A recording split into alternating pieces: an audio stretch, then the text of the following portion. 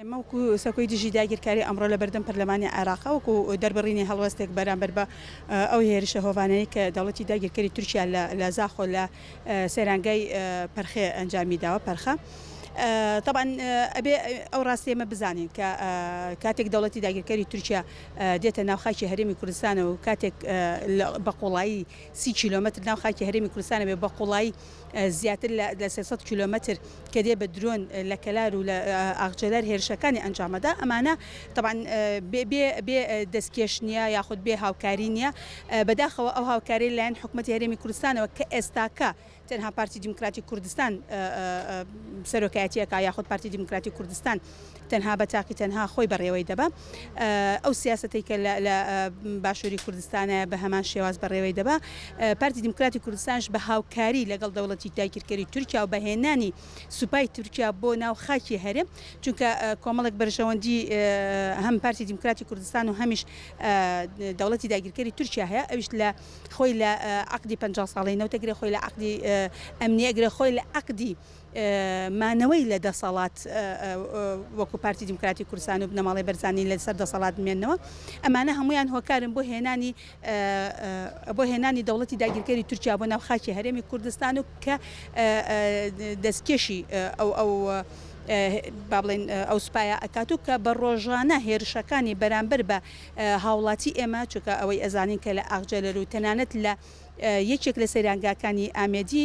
یەکێک لە سەرنگاکانی شیلادزێش دیسانەوە و شەیدکردنی گەنجانی شیلادزێ و گەنجانی یاخود شەیدکردنی تاکی کورد لە مەدەنی و لە دیسانەوە با بڵێن لە شەڕڤانانی ئازادیش بێ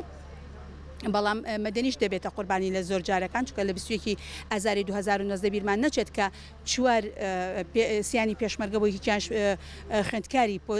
کۆلێژی قانون بوو ئەوەی کە لە مووسڵ ڕوویدا دیسان و خوێندکارێکی کۆلێژی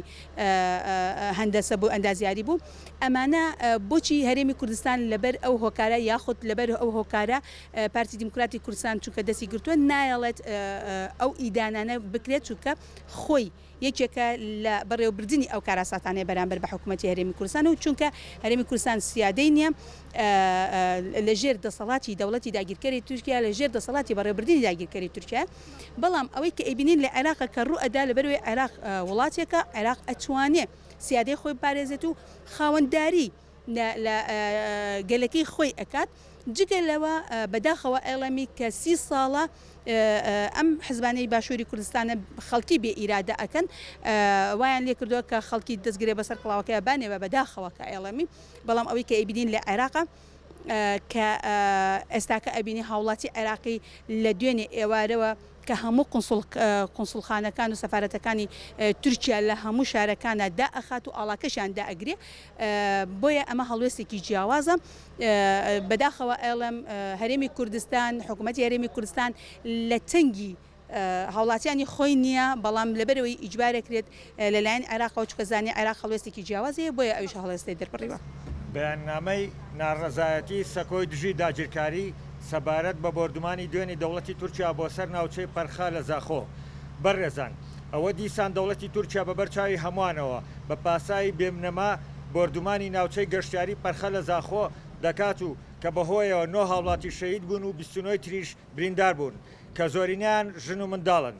ئەمە ئەو ڕاستێ دووپات دەکاتەوە ئەم ڕژێمە هیچ پێوەرێکی ویژدانی و ئاینی و ئەخلاقی نییە و هەرگیز جێبەوە نادات کە چێن ئەوانەی دەبنە قوربانی و لە چی دەدات کوردستان و کوردی لێ بۆتە مۆتەکە و دێوەزمە مرۆڤی سڤیل و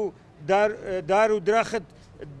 دەکوژێ و دەسووتێنێ هەموو دەزانن کە تورکیا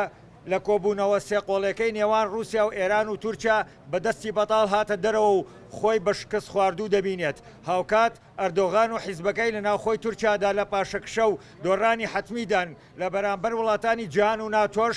ڕووی قسەکردنی نییە و هەموو جارێک ئەوانیشی شەرمەزار کردووە لە سەتا چلی خاکی دوهۆک ئێستا لە ژێردەستی تورکیایە بە شێوەی ئەمنی و سەربازی و زیاتر لە 30 بارەگای هەواڵگری و سەربازی تورکیا لە هەرێمی کوردستان بە جۆرەها چەکەوە سابت کراوە ڕاستە بە پێی ڕێکەوتنێک لەگەڵ عێراقا ڕێگە درراوە 5 کیلۆمەتر تورکیا داخڵ ببێ بە خاکی عراق لە ڕێی هەرێمی کوردستانەوە، بەڵام زیاتر لە 30 کیلۆمەتر تورکیا داخڵی خاکی هەرێمی کوردستان بووە و سەدان گوند و ڕەز و باخ چۆڵ کراوە لە خەڵکی خاوەن زەوی و زار و معیشەت و ژیان. ڕەنگە بووترێ ئەم جارە هاوڵاتی عەرەبەکانی عێراق کە بوون بە قوربانی هەڵوێستەکان تونتر بوون لەلایەن عێراقەوە. بەڕێزانەوە سەلمێنەری ئەوەیە حکوومەتی هەرێم بەرپرسیارە لە خوێنی هاوڵاتیەکانی پێش عێراق. کاتێک کە لە ئابی ساڵی 2015ەوە بە پێی راپۆرتی ڕێکخراوی CPT 138 هاوڵاتی مەدەنی هەرێمی کوردستان بە بۆردومانەکانی تورکیا گیانیان لەدەستداوە. حکوومەتی هەرێمی کوردستان هیچ هەڵوێستێکی نەبووە.